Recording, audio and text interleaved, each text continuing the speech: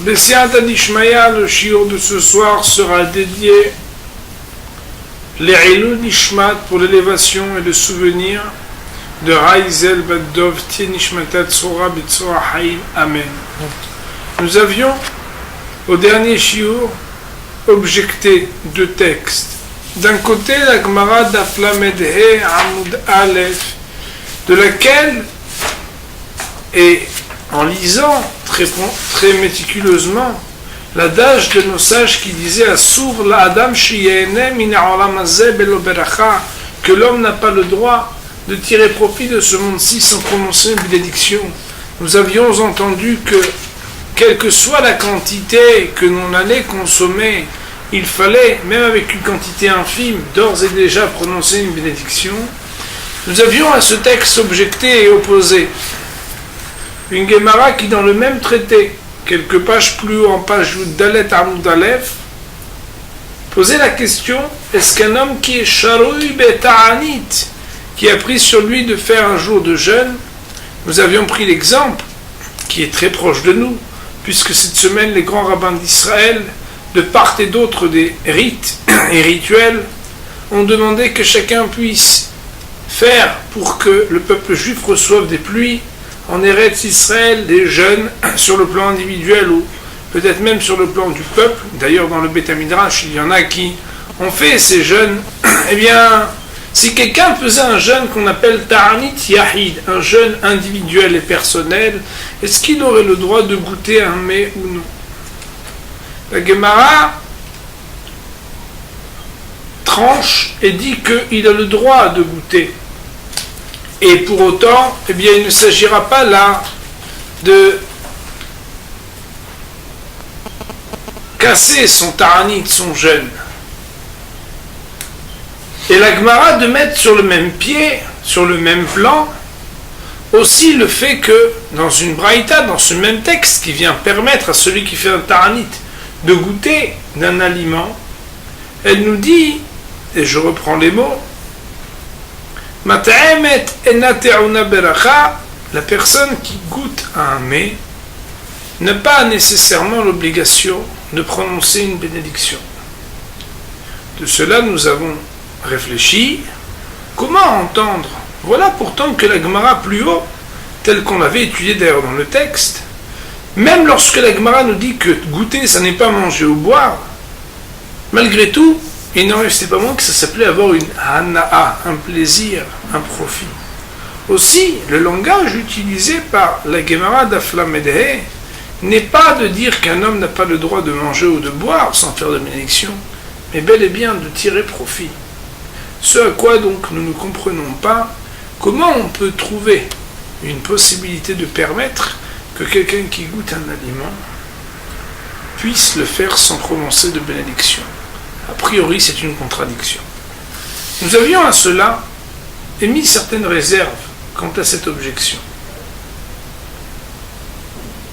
en citant qu'il y a deux avis concernant la Gemara Daf Yud Dalet, deux opinions des Rishonim, des sages du Moyen-Âge, pour expliquer est-ce que le cas dont on parle lorsqu'on dit qu'il n'y a pas besoin de bénédiction parce que l'on goûte, est-ce que c'est un cas de quelqu'un qui goûte que dans sa bouche et qui recrache tout de suite, ou est-ce qu'on parle de quelqu'un qui va même avaler?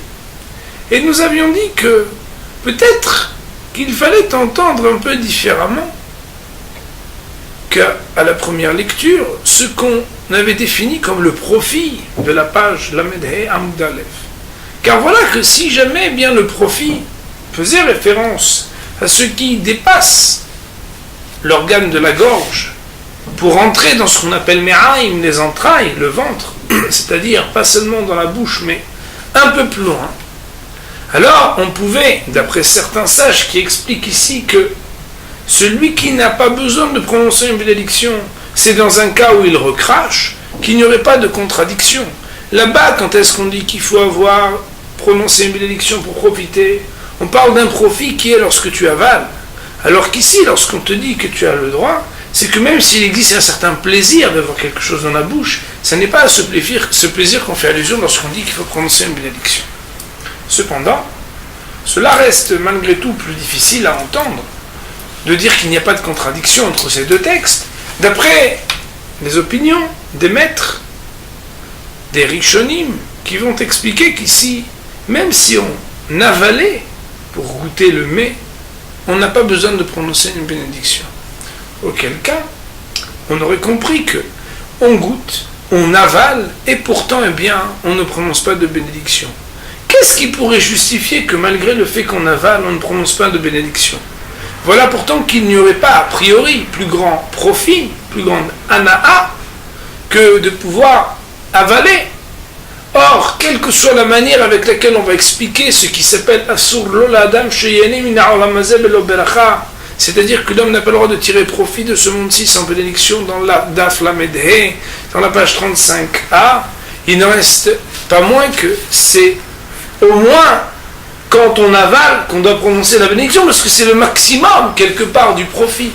Après quoi d'ailleurs, on profite juste que ça puisse, on va dire, être digéré normalement. Nous avions donc laissé la question ouverte de cette manière, et aujourd'hui, Bessiata d'Ishmael, nous allons essayer d'aller jusqu'au bout de cette problématique. Pour répondre à ces questions, nous allons être méthodiques et nous allons étudier les paroles du Tour et du Beth Yosef sur le Siman Resh Yud, donc c'est la deuxième page du document qu'on a donc distribué. Il est marqué sur le Seif Bet, donc même si normalement la numérologie n'est pas définie dans le Tour, dans la version originelle, mais aujourd'hui, avec Baruch Hashem, le rapport entre le Tour et le Shulchan Aruch, nous avons le plaisir d'avoir ces versions-là.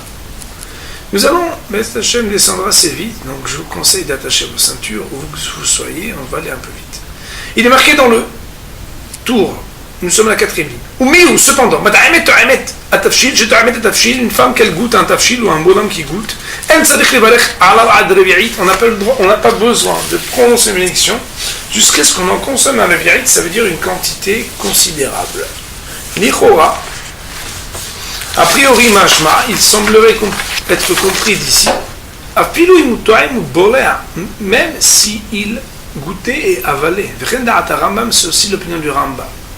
Zal, que son souvenir soit bénédiction, parce que cette âme, parce qu'il a juste dit de manière standard, sans donner des précisions, que quelqu'un qui goûte n'a pas besoin de bénédiction, jusqu'à ce qu'il en mange un revi'it. Autrement dit, le fait qu'il n'ait pas dit, c'est lorsqu'il recrache, c'est que cela laisse entendre que ça veut dire goûter, même pour goûter et avaler.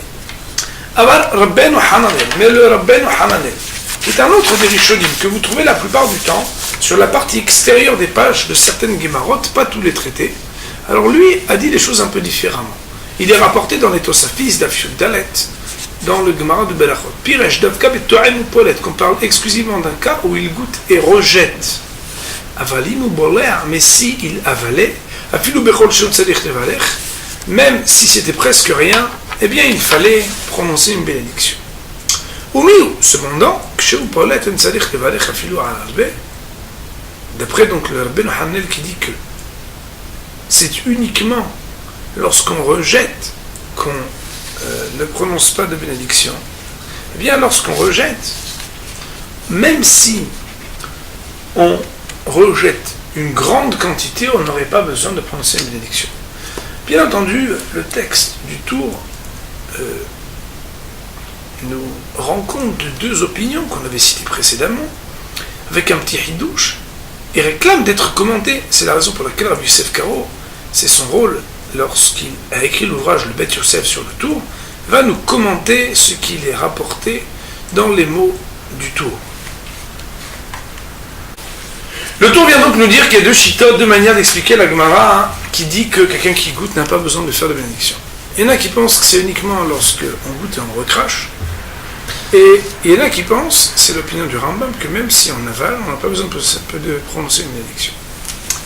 Là-dessus, il faut savoir que, bien entendu, la Gemara là-bas, elle donnait un détail qui n'est pas moins important que la loi elle-même de prononcer le nom de la bénédiction, c'est le shi'ou, c'est la quantité. Puisque la Gemara conclut, un instant, conclure, en tout cas la Gemara avait conclu, avait conclu, pardonnez mon français, mais là au moins c'est juste, avait conclu en racontant que deux sages, lorsqu'ils se sont interrogés sur la quantité, se permettaient de goûter jusqu'à un réviérite.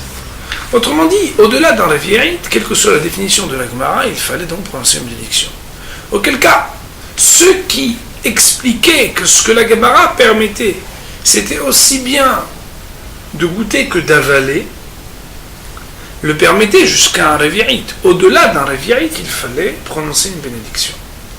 Cependant, cela veut dire aussi un hidouche. C'est que lorsque il y avait une permission concernant le fait de goûter, pour ceux qui disent que c'est uniquement dans la bouche, c'était aussi limité à un réviérite et pas à plus.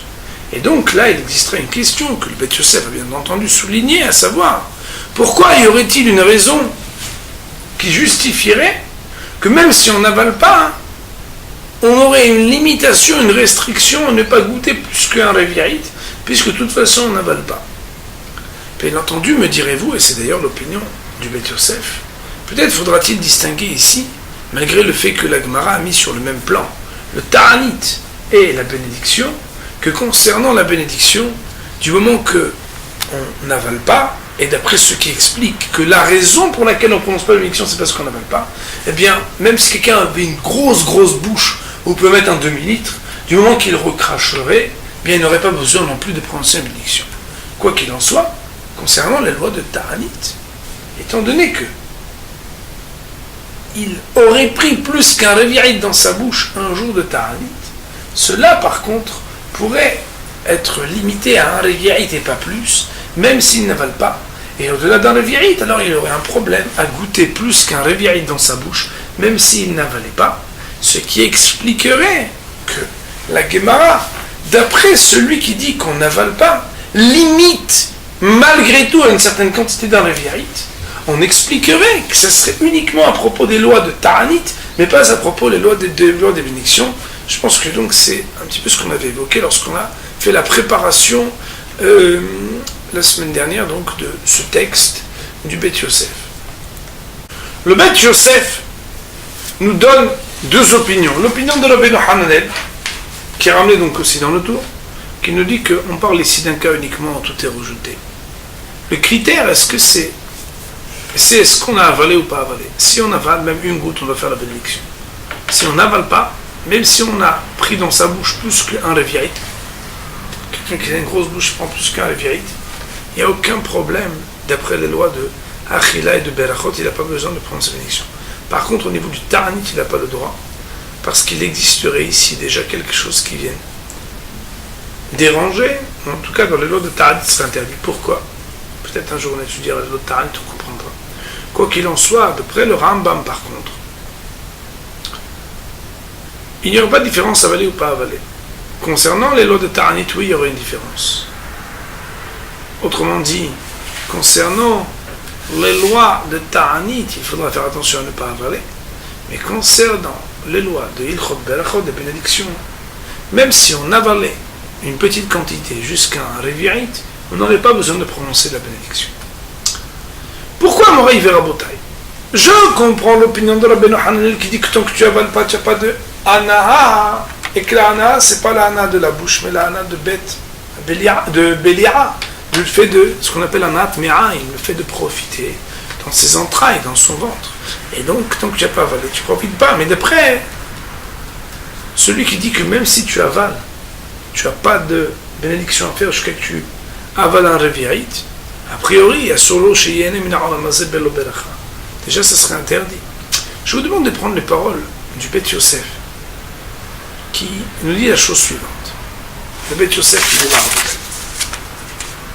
Donc, dans la deuxième page du Beth Yosef, c'est la troisième page du document. ולכן נראה לי לפרש בתחילת דברי רבנו המקיפים משמעות הפשט דבטועם ובולע מהירה. On parle d'un cas de quelqu'un qui prend dans sa bouche et avale aussi. כיוון שאינו שותה כדי ליהנות אלא לטעום התבשיל, puisque la raison pour laquelle il goûte, ce n'est pas pour profiter, mais pour goûter le mets, tant tant qu'il n'y a pas moins, et tant qu'il y a moins qu'un revi'it, ça n'est pas considéré comme une hana. V'chen katab Rambam, en sautant une ligne, nous dit le Bet Yosef, c'est d'ailleurs ce que le Rambam dit, Stam mashma, meta'em et enatzicha berachad revi'it, ou mashma, quand le Rambam s'exprime sans faire de différence entre boléa et pas boléa, c'est que pour lui, afilo boléa anami en tzadich levarechad revi'it. Ah, alors si c'est comme ça, comment comprendre Rabbeinu Hananel? Voilà qu'on est en train d'introduire ici une nouvelle notion, c'est que ça dépend quelle est ton intention. Est-ce que ton intention c'est de profiter ou de goûter? Moraï Verabotaï, ce qui est très intéressant ici, c'est qu'on est en train de définir le fait de avoir l'intention de goûter et pas de profiter. Nous verrons qu'il y aura un sujet très intéressant, c'est savoir si on a l'intention et de goûter et de profiter. Alors dans un cas pareil, sauf en fin de compte, tu n'as fait que goûter. Agave, c'est tellement bon que tu profites aussi. Mais cela, eh bien, quand ça fait déjà la 208e daf que tu manges, tu sais très bien qu'en goûtant le vendredi après-midi, tu risques non seulement de goûter, mais aussi d'en tirer profit. Alors, ben, sachez, on va voir comment ça fonctionne. Alors, Rabbeinu Hananel. D'après Rabbeinu Hananel, l'explication est simple. Étant donné que le critère est de savoir est-ce qu'on avale ou non, pour lui, tant qu'on n'avale pas, ça ne s'appelle pas une hana. Mais à partir du moment où tu avales, tu ne peux pas nous raconter je ne suis pas mitkaven. Il n'y a pas de pas mitkaven. Du moment que tu avales quoi que ce soit, il n'y a pas besoin de kavana, car il existe une médecine, une réalité qui fait que tu profites. Il n'en reste pas moins que de l'opinion du Rambam, qui est rapportée ici, et qui n'est pas rien l'opinion du Rambam. C'est un des piliers sur lesquels le Bet Yosef normalement s'appuie pour émettre, trancher la halakha. D'après lui, même si on avalait moins qu'un revi'it, alors on n'aurait pas à prononcer la bénédiction à partir du moment où on est Torah. Alors nous allons lire les 5 dernières lignes du Bet Yosef sur ce sujet. Qui nous dit, dans le livre Ohel Moed, כתוב, מתאמת אינה צריכה ברכה אפילו לפניה, אלא אם כן היה שם כשיעור רביעית. Que la personne qui goûte n'a pas besoin de prononcer une bénédiction, même une bénédiction avant, donc pas seulement une bénédiction après, donc il n'y a pas un révérite. אבל בזה השיעור מברך את אף על פי שאינה בולעת כלום. Sauf que si באמת on prend un shi'ur de révérite, une quantité qui s'appelle révérite, qu'on définira à un autre shi'ur, à un autre cours, eh bien, même si on n'avale pas, on devrait prononcer la bénédiction oil ve'achech to'aim, puisque la palette joue, le palais, la bouche, en tout cas l'intérieur de la bouche, goûte. Adkan lishon. Voilà les paroles du Ohel Moed. Autrement dit, le Ohel Moed nous dirait que la halakha ou le ma'aseh, eh bien, à partir du moment où on dépasse une quantité de révérite, même en goûtant, on devrait prononcer une bénédiction. Pourquoi? Parce qu'il existerait un goût, un profit qui ne soit cette fois plus négligeable, alors que ça reste même au niveau de la bouche et pas de ce que l'on avale. Vélinire. Et moi, il me semble, le beracha, lo bit'imat, ahech talia, que la bénédiction ne dépend pas de ce qui s'appelle le fait d'avoir du goût dans le palais ou dans la bouche, et là, be'achila talia, mais dans le fait de manger. Kedirtiv, comme il est écrit dans le verset de la Torah, et tu mangeras et tu feras la bénédiction. Achila inu anat me'aim, le fait de dire qu'il faut manger, c'est que forcément on parle du fait d'avoir un profit qui s'appelle anat me'aim, le fait de profiter dans ses entrailles et pas seulement dans sa bouche. C'est la raison pour laquelle le palais qu'il ait ou non un profit, eh bien ça ne suffirait pas. Ces paroles-là ne sont pas ramenées que par le Bet Yosef, mais même on avait vu ça dans les paroles du Roche plus haut. Ou les Inyan Halacha. Comment trancher? Nous avons d'un côté l'opinion de Rabbeinu Hananel, du Smag et d'autres rabbanim qui vont nous dire que quand est-ce qu'on n'a pas besoin, c'est uniquement lorsqu'on rejette. Mais si on avalait, on devrait prononcer une bénédiction. Et de l'autre, l'opinion qu'on veut être celle du Rambam. Et d'autres rabbanim qui diraient que même si on avale, on peut prendre sa bénédiction. Il dit,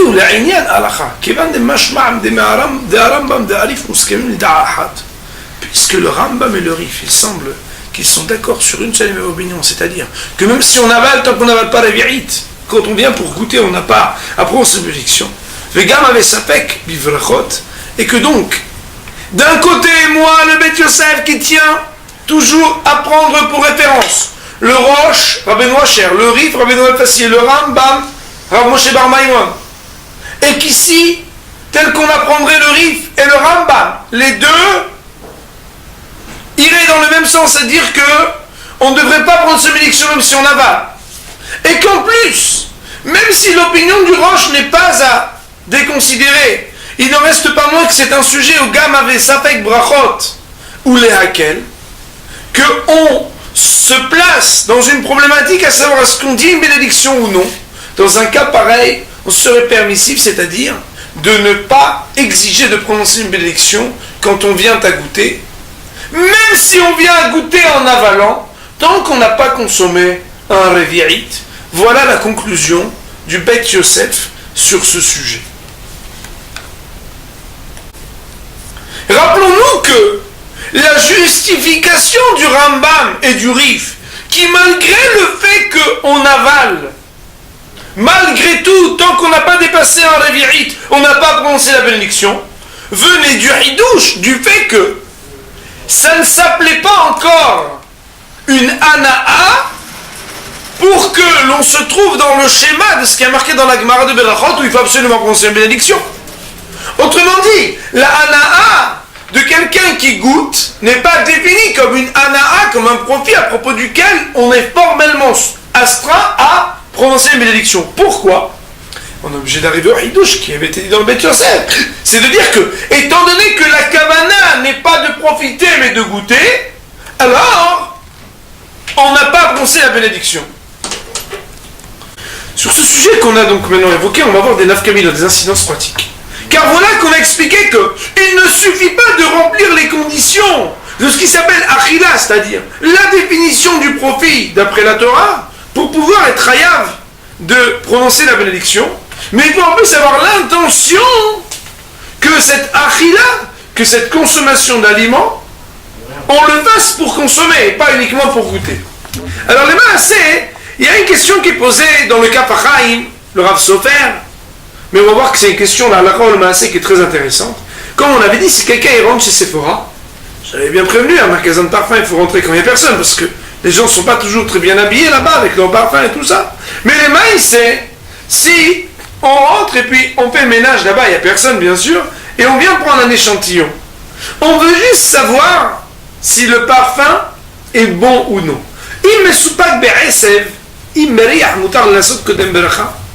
Est-ce qu'on a le droit de respirer ce parfum qui normalement aurait dû nous amener à faire une bénédiction parce qu'on veut juste l'essayer ou non? Il ramène ici un des Hachamim contemporains au nom du Rav Sheinberg qui dit que même si quelqu'un il veut sentir un parfum pour savoir s'il est bon ou non, il veut savoir parce qu'il ne veut pas l'acheter tellement cher avant de savoir s'il est bon, il ne fait pas la bénédiction parce que ça ressemble au cas de To'emet, ça ressemble au cas du fait de goûter. Cependant, le Rav Fischer, donc un autre Rav contemporain de notre époque aussi, il dit que ça ne ressemble pas au cas de Mat'emet, pas celui qui goûte. Pourquoi? Parce que, Bémet, quand quelqu'un il goûte uniquement, il n'est pas entré dans son corps ce qui devait entrer dans son corps. C'est la raison pour laquelle ce n'est pas considéré comme une achila. Mais le réah, l'odeur, c'est considéré toujours comme quelque chose qui est entré considérablement, quelle que soit l'intention pour laquelle tu le fais. Le Rav dit qu'a priori, la mahloket entre ces deux poskim dépend de la mahloket entre d'un côté le Rambam et ceux qui le suivent, et de l'autre le Rabbeinu Hananel et ceux qui le suivent. Pourquoi? Avant d'expliquer en quoi ça dépend de la halakha des Rishonim, il faut bien entendu mettre les réserves que nos amis ils émettent ici, et c'est important, c'est que il n'est pas dit qu'on doit systématiquement sur n'importe quel parfum, même quand on veut l'acheter ou quand on va en profiter, prononcer bénédiction, puisqu'il y a des critères particuliers, à savoir sur quel type de parfum on prend ces bénédictions. C'est certainement un sujet qu'on étudiera en long, en large et en travers, mais ici on veut dire que même ceux à propos de qui on est sûr que si jamais on les respire pour profiter, on devrait prononcer une bénédiction. Est-ce que quand on vient pour les goûter, est-ce qu'on doit prononcer une bénédiction ou non? On parle de ce sujet-là. Alors il dit comme ça. L'idée elle est la suivante. D'après le Rambam, que même si on avale, alors pourtant, puisqu'on vient pour avoir eu la kavana, l'intention uniquement de goûter et pas de profiter, alors quoi? Alors on prononce pas la bénédiction. Si c'est ainsi, alors, dans le cas où on vient à essayer un parfum, même si on considère qu'on avale le parfum et qu'on ne pourrait pas le rejeter, on pourrait faire un parallèle en disant que de la même manière, on regarde le parfum comme une quantité, ou en tout cas un cas de figure, où la achila n'est pas faite pour la achila, le profit n'est pas fait pour profiter, et donc on ne prononcerait pas de bénédiction. Et donc, ce serait l'opinion du Rav Steinberg. Par contre, d'après l'opinion du Rabbeinu Hananen, qui disait que c'est uniquement lorsqu'on recrache qu'on ne prononce pas la bénédiction. Alors dans un cas pareil, étant donné que le parfum on ne peut pas le recracher, parce qu'une fois que tu as respiré, c'est vrai que tu inspires et tu expires, mais tu n'expires pas du tout une odeur qui est la même que tu inspires. Même si bien sûr, on se lave tous avec très près, mais malgré tout, on n'expire pas le parfum qu'on a inspiré. Dans un cas pareil, on pourrait dire que d'après Rabbeinu Hananen, étant donné qu'il existe une différence fondamentale à ce que le fait de goûter un aliment, on le rejette, on le recrache, ce qui est impossible avec le rire, avec l'odeur, et bien dans un cas pareil, on dirait que oui, on doit prononcer la bénédiction, parce que le éther qui ferait qu'on peut consommer en goûtant un aliment parce qu'on va le recracher, sans bénédiction, ne se retrouverait pas à propos du réa, à propos du parfum. Il est marqué dans le Shulchan Aruch, Siman Reshiut Seif Bet. Ça va nous aider à regarder Shulchan Aruch et Mishnah Berurah ce sujet. Celui qui goûte un mets, il n'a pas besoin de prononcer la bénédiction jusqu'à ce qu'il goûte un révit. Et même s'il l'avale. Veillez Shomri. Et on sait que dans le Shulchan, même s'il amène Stam Veyesh Alachak Stam, donc quand il y a une opinion anonyme et une opinion qui s'appelle Yesh, il y en a qui disent la loi elle est comme le Stam, donc comme la première opinion qui est rapportée, il n'en reste pas moins que s'il l'amène, c'est parce qu'il faut la considérer a priori. Et ce qu'il faut considérer a priori, c'est que Yesh, il y en a qui disent Shimu Bolao, Ta'oud Belacha, que si jamais le mec il avalait, il faudrait une bénédiction, mais non pas trouver la To'em, que chez Hazel ou Paulette, et tout ce qu'on a rendu, on va dire, exempt de bénédiction, c'est uniquement lorsqu'on recrache. Et dans un cas pareil, donc même si on prend beaucoup plus que les vérités, il n'y a pas de problème, on a besoin de bracha. Haga, le Rama nous dit en conclusion, et c'est d'ailleurs une conclusion qui est propre aussi au Beth Yosef lui-même, donc dans ce commentaire sur le tour, mais ça fait Borot laquelle, et d'après la stricte loi, donc, on n'aura pas prononcé la bénédiction si on arrive dans ce cas de figure. Autrement dit, Rabotai, ça veut dire que, a priori, on essaye de ne pas avaler lorsqu'on doit goûter. Pourquoi? Parce qu'on considère le Yeshomrim, qui est ramené d'après le Mehaber Rabbi Yosef Karo, dans le Shulchan Aruch, même si d'après la stricte loi, si on devait le faire, on ne prononcerait pas la bénédiction. Maintenant, nous allons voir le Mishnah Berurah sur cette partie. Donc, on est dans le Seif Katan Gimel, sur le Seif Bet, ça veut dire donc, je pense c'est à la deuxième moitié, en partant du début du Mishnah Berurah, donc sur la page 244 des éditions classiques. Il est marqué, Ato'em, bien qu'on n'ait pas à profiter de ce mot sans malédiction, à vu le ou même de quoi que ce soit, ben bachia ben bishkia, que ce soit pour manger ou boire, aïnou, kesheme kaven, les robes lishtot, c'est uniquement lorsqu'il a l'intention de manger et de boire. Mais ici qu'il n'a l'intention que de goûter pour savoir s'il manque du sel ou des épices, on reconnaîtrait ici le langage de Rashi dans la Gemara d'Afudel Talmud Aleph. On aura besoin d'une prédiction avant, une prédiction après. Et même si on goûte un peu d'un aliment après qu'il ait été bien bel bien cuit, et donc un stade où de toute façon tu pourras plus rien faire pour l'aliment, pour l'améliorer. Autrement dit, où c'est pas que tu vas rajouter quelque chose qui va permettre que sa cuisson soit meilleure, ou vérifier que pour l'instant c'est pas well done, alors toi tu veux du well done, donc tu viens regarder, tu dis on le laisse encore quelques minutes. Al dente. C'est déjà bien cuit comme il faut. Verak leda tov, mais juste pour goûter si c'est bon. Aussi dans un cas pareil, où on ne serait pas exactement dans le même cas de figure que l'on pensait, donc tel qu'on voyait dans Rashi, de rajouter du sel, d'enlever quelque chose, c'est-à-dire de définir ce qui permettrait d'améliorer l'aliment, et bien le Li Rabba et le Pri Megadim, deux poskim importants, qui sont ramenés donc pour commander Shulchan Aruch, ils pensent que aussi les gammes Zéo Bichlal Ta'ima s'appelle aussi goûter Haleshen Kavanato et Shemechila, puisque l'idée principale ici c'est de ne pas définir ce que l'on vient consommer comme la consommation, comme le fait de manger, mais uniquement comme le fait de goûter. Et il est ramené donc au nom du Kafahaim, donc pour des poskim Sfaradi, כתב שהתואם כתב שהתקודם כבר בישול, לראות אם הוא חסר, לזרש להראה את הברכה בליבו, ואם תום לאחר בישול, לשכבד לשם אכילה ולברך. Le Karaïm nous dit, si tu viens goûter un aliment avant même qu'il soit totalement terminé d'être cuit, mais qu'il est déjà consommable, même si tu prononces pas l'élection, il faut être meharher, il faut penser dans sa tête, Baruch ata Hashem Elokeinu melech haolam. Par exemple, Boré Mezonot, quand on vient pour goûter un aliment que l'on voudrait être cuit, mais on ne sait pas encore s'il est cuit ou pas cuit. En tout cas, on le goûte avant qu'il soit fin cuit.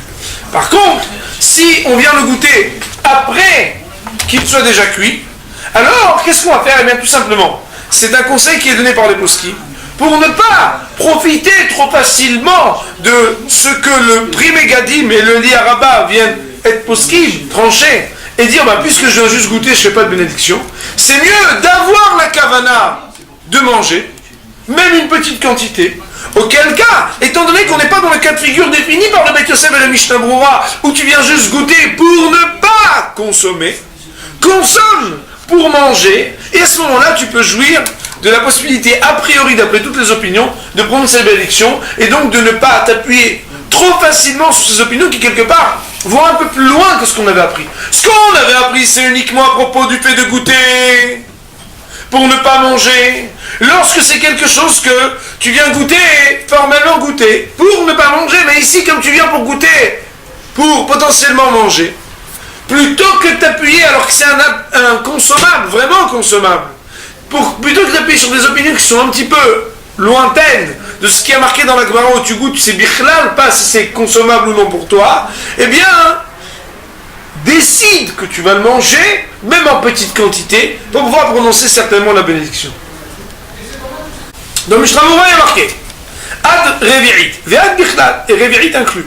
Avec les termes Revi'it, mais plus que Revi'it, Kevan Chiwana, il était là, puisque c'est un profit qui est conséquent, Hashik Moshmi Kevan la Achila, c'est considéré comme si tu avais eu l'intention de manger, même si tu dis que tu n'as pas l'intention de manger. ויין מגרש כתב דעד רביעית דשרה, היינו אפילו יתעמר הרבה כדרות. Et ici, le Magraam dit attends, quand tu dis Revi'it, ça veut dire même si tu prends de plusieurs casseroles, au mieux, cependant, s'il a l'intention de manger qu'un peu, alors c'est interdit de faire à plusieurs reprises. Ça s'appelle une vraie manger, de faire manger plein de fois. Et concernant le fait de goûter si un aliment est bon ou pas, mais c'est que si c'est juste pour goûter, si c'est bon ou non, alors ça serait que jusqu'à kazaït, mais plus non. Donc il faudrait être vigilant que quand c'est juste pour savoir si c'est bon ou pas, alors eh bien on goûte que kazaït et pas jusqu'à un levrek. Vedaf, de'av shulchan aruch ketav, en tzedek levarech, mais là asur levarech, de'ave bracha levatala. Et là il y a un hidouche extraordinaire, c'est-à-dire que bien que le Shulchan Aruch il a dit on n'a pas besoin de faire la bénédiction, le fait qu'ils disent on n'a pas besoin, c'est que si tu le fais alors que tu n'as pas besoin, c'est considéré comme une bracha levatala, comme une bénédiction que tu fais d'une manière vaine, et donc bien entendu ça sera interdit lorsqu'on n'arrive pas dans le cas de figure du Shulchan Aruch de prononcer la bénédiction. Nous dit le Mishnah Brura, c'est le K'tan Tedva, va venu il me volera même si on avale, mais s'il rejette, d'après toutes les opinions, et c'est d'ailleurs marqué dans la fin du Shulchan Aruch, eh bien on pourrait manger beaucoup plus qu'un Revi'it, puisqu'on n'avale pas, il n'y a aucun problème, puisqu'on le recrache. Taron Belacha, si Behemet on a ou non besoin de la bénédiction. Alors il est marqué à Pilou, quand quelqu'un il avale, eh bien, puisqu'il avale, d'après cette opinion-là, il aurait besoin de prendre sa bénédiction. Chez Ozel ou Paulette, par contre, quand il recrache, chez Kavanato, parce qu'il est juste l'intention de goûter,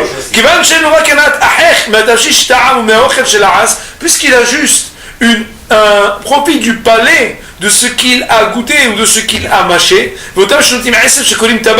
celui qui met un peu de tabac dans sa bouche, le torche shpoferet, ou bien dans le, comment on appelle ça, dans le shpoferet, dans le Umadikin, en fait ça veut dire cigarette, ils le mettent dans une espèce de pipe. Umadikin, auto, beshoavim et achan bepihem, qui viennent, ils prennent la pipe et qu'ils sentent, ils respirent. Il savait qu'un Magan Avraham, il a un double Magan Avraham, baiser, il y avait que Toaim ou Polet, ça veut dire qu'il mange pour recracher. Ils ont été poskim, les décisionnaires, que sur le tabac, on ne prononce pas de bénédiction.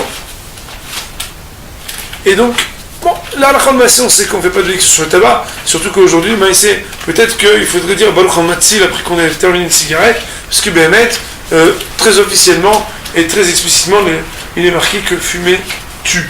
Après, je ne prends pas la responsabilité de mes propos, mais on s'appuie sur le ministère de la Santé qui l'a fait inscrire sur chaque paquet de cigarettes.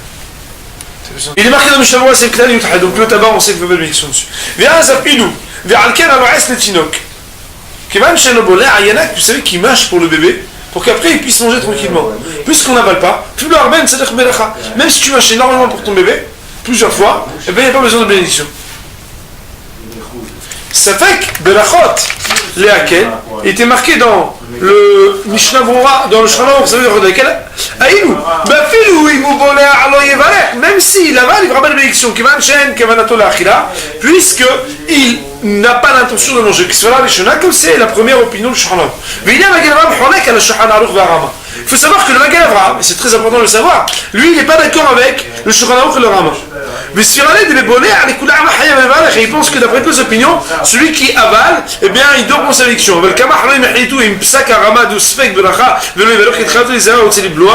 Et donc il y en a plusieurs qui ont dit attends, mais le Shulchan Aruch et le Rama, ils ont quand même été très explicites là-dessus. Comment toi, Magen Avraham, tu peux te lever contre eux dans un cas qui parle de bénédiction et que Bémet c'est un Safek Beracha.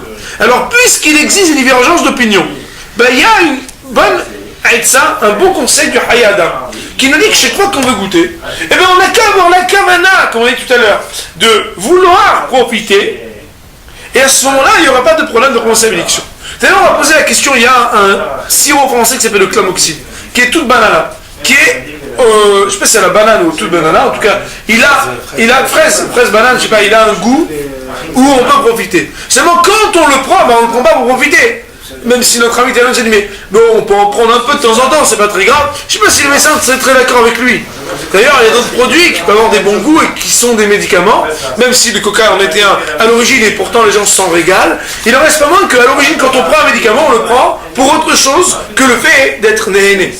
Il en reste pas moins que lorsqu'on a un médicament dont on peut tirer profit, eh bien, au lieu de profiter du Safek Berachot, puisque le Magen Avraham et d'autres poskim diraient qu'ils ne sont pas d'accord avec Shulchan Aruch et le Rama, ils diraient que même quand on en a un profit, à partir du moment où on avale, eh bien, ça s'appellerait qu'il faudrait faire la bénédiction, même si on ne le fait pas pour en avoir un profit. A priori, quand on sait qu'on va se prendre un bon clamoxyde, eh bien on dit je vais me faire aussi un petit kiff, ou en tout cas j'ai pas la kavana de dire je ne suis pas mitkaven de profiter, avant de pouvoir prononcer a priori la bénédiction, puisqu'on le fait non seulement pour le non-profit, mais aussi pour le profit. Il y a une question qui m'avait titillé, et je l'ai vu écrite de fois dans les poskim, si quelqu'un, le pauvre, eh bien, il a avalé quelque chose, et puis après le pauvre il a rendu. Il s'est dit mince, j'ai fait une bracha de matala, puisque j'ai été poète. Puisque si j'avais su que j'allais, au moment où je vais avaler, rendre ce que j'ai mangé, j'aurais pas dû faire une bénédiction. Alors peut-être à posteriori, j'aurais fait bracha de matala. Il faut savoir que non, Marie Bravoutaï, parce que c'est a priori qu'on honore la loi, que tant qu'on n'est pas sûr qu'on va rendre qu'on va vomir ce qu'on a mangé, on doit prendre sa bénédiction, on a bien fait, ce ne sera pas considéré comme une bracha levatala. Je pense que nous avons fait le tour de la question de savoir est-ce que, oui ou non, eh bien, nous devons prendre sa bénédiction lorsqu'on goûte un aliment. Nous terminerons par citer le cas du chewing-gum. Le chewing-gum, en réalité, c'est quelque chose, a priori, qu'on ne fait que goûter, puisqu'il n'y a rien de mamachi, c'est-à-dire de véritablement alimentaire qui passe comme un vrai aliment dans la gorge, est-ce qu'on fait la bénédiction ou non? Alors il faut savoir que un des grands poskim qui était à Kisera Khamim, le Moshe Levi, qui est décédé très jeune, qui a écrit un livre qui s'appelle Birkat Hashem en 5 tomes que sur les bénédictions, lui il dirait qu'il ne faut pas prononcer la bénédiction sur le mastic. Pourquoi? Parce que ça ressemble à Mata'emet. C'est quelque chose qui ressemble à quelqu'un qui fait que goûter. Cependant, aussi bien le Rav Yosef que le Rav Ben Tzvi Abba Shaul, que d'autres décisionnaires encore, aussi chez les Ashkenazim, tranchent à l'unanimité que ça ressemble à quelqu'un qui vient sucer une canne à sucre. Auquel cas, le fait de sucer comme ça et d'avoir l'intention première de tirer profit en suçant quelque chose pour puiser de ce qu'il y a là-dedans un goût et une ana, un profit, eh bien, la halakha de Marassé, on pourra sans aucun équivoque prononcer la bénédiction sur un mastic, sur un chewing-gum, bien entendu, un chewing-gum qui a un bon goût. Sur ce, nous vous souhaitons de déguster des bonnes choses et nous pourrons dire sur ce sujet Baruch Adonai Le'olam, Amen ve Amen.